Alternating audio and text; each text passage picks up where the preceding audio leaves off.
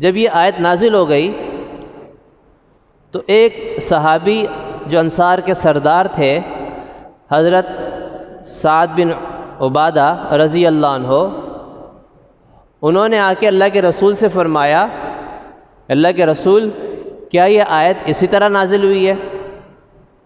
آپ صلی اللہ علیہ وسلم کو ان کا یہ سوال سن کر تعجب ہوا۔ آپ نے فرمایا، اے انصار تم سن رہے ہو تمہارا سردار کیا کہہ رہا ہے؟ تو لوگوں نے بتایا کہ ان کے سوال کرنے کا منشا یہ ہے کہ وہ غیرت کی شدت کی وجہ سے سوال کر رہے ہیں۔ تو انہوں نے خود کہنے لگے، حساد بن معاذ رضی اللہ عنہ، حساد بن عبادہ رضی اللہ عنہ، کہ میرا سوال کرنے کا مقصد یہ نہیں ہے کہ مجھے اس میں شبہ ہے، میں تو سمجھتا ہوں کہ 100% یہ بات سچی ہے، میرے ماں باپ آپ پر قربان ہوں، لیکن اگر کوئی شخص اپنی بیوی کے ساتھ یہ معاملہ دیکھے تو اب وہ کیا کرے؟ اللہ تو فرما رہے ہیں کہ 4 گواہ ہونے چاہیے، تو وہ 4 گواہوں کو تلاش کرتا پھرے گا کیا؟ اور اگر وہ تلاش کر کے بھی لے آیا تو اس وقت تک تو وہ آدمی وہاں سے جا چکا ہوگا۔ اب انہوں نے یہ سوال کیا، اتفاق کی بات ہے کہ ایک صحابی تھے حضرت ہلال بن امیہ رضی اللہ عنہ، ان کے ساتھ انہی دنوں میں یہی واقعہ پیش آ گیا۔ زمینوں سے کام کر کے اپنے گھر پہنچے، اپنے گھر آئے تو دیکھا کہ ان کی بیوی کے ساتھ کوئی آدمی مبتلا ہے۔ انہوں نے کوئی کارروائی نہیں کی، خود اپنی آنکھوں سے دیکھا، ان کی باتیں بھی سنی اور خاموشی سے وہاں سے چلے گئے، اور صبح آ کر رسول اکرم صلی اللہ علیہ وسلم کو آ کر بتایا کہ رات میں نے اپنی بیوی کو اس حالت میں دیکھا ہے، ایک غیر مرد کے ساتھ۔ اب اس صورت میں کیا کیا جائے؟ اس وقت تک اس بارے میں کوئی قرآن کی آیت یا کوئی اللہ کی طرف سے حکم نازل نہیں ہوا تھا۔ تو اصولی بات تو یہ تھی کہ جو پہلے حکم نازل ہوا تھا کہ 4 گواہوں کا ہونا ضروری ہے، نہیں تو 80 کوڑے لگیں گے۔ اب آپ صلی اللہ علیہ وسلم نے فرمایا کہ دیکھو، جب تم نے یہ اس پر الزام لگایا ہے تو تمہارے پاس یا تو 4 گواہ ہونے چاہیے، یا پھر تم پر یہ حد قذف نافذ ہوگی، 80 کوڑے لگیں گے، کیونکہ اللہ قرآن میں فرماتے ہیں والذین یرمون المحصنات، جو پاک دامن عورت پر الزام لگائے اور اس کے پاس ولم یأتی بأربعۃ شہداء، ولم یأتوا بأربعۃ شہداء، 4 گواہ نہ ہو، فاجلدوہم 80 جلدہ، تو ایسے شخص کو، الزام لگانے والے کو 80 کوڑے مارے جائیں۔ تو آپ نے فرمایا کہ یا تو 4 گواہ ہوں تمہارے پاس، نہیں تو اپنی پیٹھ کو ان کوڑوں کے لیے تیار رکھو۔ انہوں نے کہا کہ بے سبحان اللہ، میں کیسے اس مصیبت سے نکل سکتا ہوں؟ اب میں ایسے موقع پر 4 گواہ کہاں سے لے کر آؤں؟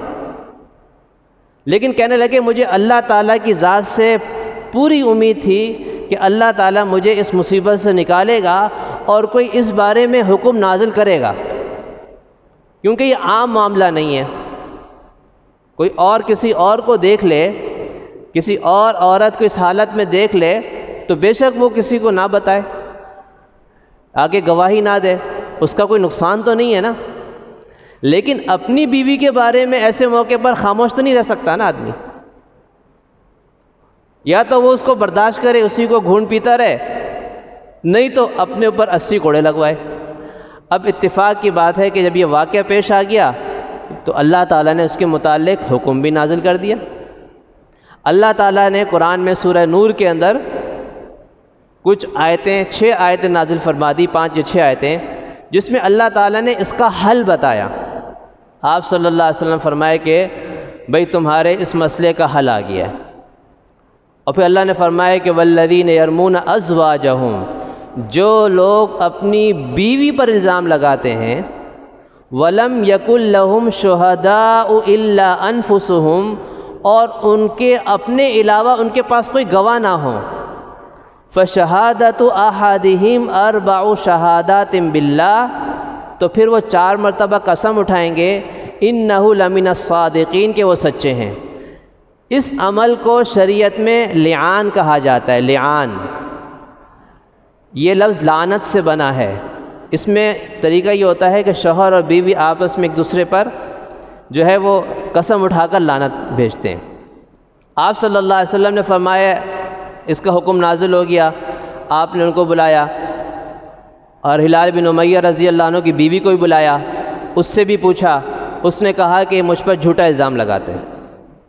آپ نے فرمایا کہ دیکھو اب اس کا حل یہ ہے کہ شریعت نے ہمیں بتایا ہے کہ دونوں آمنے سامنے بیٹھیں گے اور 5 مرتبہ قسم اٹھائیں گے، اور اس کا طریقہ آپ نے بتایا۔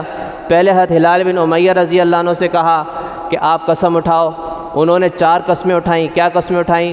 اللہ کی قسم کہ میں اپنی اس بات میں کہ میں جو اپنی بیوی پر زنا کی تہمت لگاتا ہوں اس بات پر میں سچا ہوں۔ 4 مرتبہ قسم اٹھائی۔ اور 5ویں قسم کیا ہے جس کا قرآن میں ذکر ہے کہ اللہ کی قسم، جب یہ 5ویں قسم اٹھانے لگے آپ صلی اللہ علیہ وسلم فرمائے کہ ٹھہرو، اور فرمائے کہ دیکھو دنیا کی سزا جو ہے وہ آخرت کے عذاب سے بہت ہلکی ہے، اللہ کی جو سزا ہے وہ انسانوں کی سزا سے بہت زیادہ سخت ہے، اس لیے اس بارے میں جھوٹ نہ بولو، سچ بتا دو تاکہ آخرت کے عذاب سے بچ سکو۔ انہوں نے کہا کہ اللہ کی قسم میں سچا ہوں، اور پھر 5ویں قسم بھی اٹھا لی کہ اللہ کی قسم اگر میں جھوٹا ہوں تو مجھ پر اللہ کی لعنت ہو۔ آپ نے فرمایا کہ یہ آخری قسم، اس پر فیصلہ ہونا ہے۔ پھر آپ نے ان کی بیوی سے کہا تم بھی ایسے 4 قسمیں اٹھاؤ۔ اس نے بھی ہر دفعہ یہ قسم اٹھائی کہ اللہ کو حاضر ناظر جان کے میں اللہ کی قسم اٹھاتی ہوں کہ یہ شخص مجھ پر جو الزام لگا رہا ہے یہ جھوٹا الزام ہے۔ 4 قسمیں اٹھا لی، 5ویں قسم اٹھانے لگی۔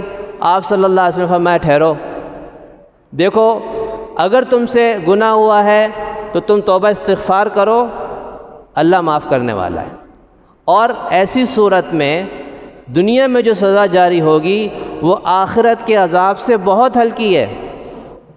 اگر انسان کو یہ بات سمجھ میں آ جائے نا تو انسان دنیا میں کبھی کوئی جرم نہ کرے، کہ اگر اس کو پتہ چل جائے کہ دنیا میں جرم کروں گا بچ جاؤں گا لیکن آخرت میں تو نہیں بچ سکتا، تو آپ نے فرمایا کہ آخرت کی سزا بہت سخت ہے، دنیا کی بہت ہلکی ہے۔ اب یہ بات جب آپ صلی اللہ علیہ وسلم فرمائی اور فرمائے کہ اس پر ہی تمہارا فیصلہ ہونے والا ہے، اس آخری قسم پر، تو اب اس کو تھوڑی سی ہچکچاہٹ ہوئی، کچھ دیر وہ اسی کیفیت میں رہی، لیکن اس کے بعد اس نے کہا کہ میں اپنی قوم کو رسوا نہیں کر سکتی، اور پھر کہا کہ اللہ کی قسم اگر یہ اپنی بات میں سچا ہے تو مجھ پر اللہ کا غضب ہو۔ قرآن میں یہ الفاظ ہیں کہ مرد جب قسم اٹھائے گا تو وہ لعنت کا لفظ کہے گا، عورت جب قسم اٹھائے گی تو وہ غضب کا لفظ کہے گی۔ آپ صلی اللہ علیہ وسلم نے پھر فرمایا کہ ان دونوں کے درمیان جدائی کروا دی، ان کا نکاح ختم، اور اس کے بعد فرمائے کہ یہ جو بچہ پیدا ہوگا یہ اسی عورت کی طرف، اپنی ماں کی طرف منسوب ہوگا، اس کی باپ کی طرف نسبت نہیں کی جائے گی۔ لیکن ساتھ میں یہ بھی فرما دیا کہ تم دونوں میں سے ایک سچا ہے اور ایک جھوٹا ہے، وہ اللہ کو پتہ ہے، لہذا اس بنیاد پر اس عورت کو کوئی الزام نہ دے۔ اور پھر ان کی جدائی ہو گئی، اور وہ جدائی بھی ایسی کہ حدیث میں آتا ہے کہ المتلاعنان لا یجتمعان ابدا، کہ 2 لعان کرنے والے پھر کبھی جمع نہیں ہو سکتے، یعنی وہ ہمیشہ ہمیشہ کے لیے ایک دوسرے پر حرام ہو جاتے ہیں۔ بخاری مسلم کا واقعہ موجود ہے، اسی کے مطابق آیت نازل ہوئی۔ بخاری مسلم میں ایک اور واقعہ بھی ہے، ایک اور صحابی کے بارے میں، جن کا نام تھا حضرت عویمر عجلانی رضی اللہ عنہ۔ ان کے ساتھ بھی بالکل یہی واقعہ پیش آیا، اور انہوں نے بھی آ کے آپ صلی اللہ علیہ وسلم کے سامنے یہ ذکر کیا کہ میں نے اپنی بیوی کے ساتھ کسی غیر مرد کو دیکھا ہے۔ آپ نے فرمایا کہ تمہارے بارے میں جبرائیل علیہ السلام حکم لا چکے ہیں، اور پھر ان کے درمیان بھی آپ صلی اللہ علیہ وسلم نے لعان کروایا، دونوں میں جدائی۔ جب لعان ہو گیا تو حضرت عویمر رضی اللہ عنہ نے کہا کہ میں اگر اب اس کے بعد بھی اس کو اپنے ساتھ رکھوں تو گویا کہ میں نے اس پہ الزام لگایا جھوٹا، لہذا وہیں انہوں نے 3 طلاق دے دی ان کو، جدائی۔ تو جدائی کی ایک صورت تو یہ ہے کہ مرد عورت کو اپنی زبان سے کہہ دے طلاق دے دے، یا ویسے کہہ دے میں تمہیں جدا کرتا ہوں، یا پھر جو حاکم وقت ہے یا جج ہے وہ فیصلہ کر دے ان دونوں کا نکاح ختم کروا دے، تو وہ حکم بھی اسی حکم میں، طلاق کے حکم میں ہوتا ہے۔ تو یہ شریعت نے حل بتایا ہے اس عمل کا۔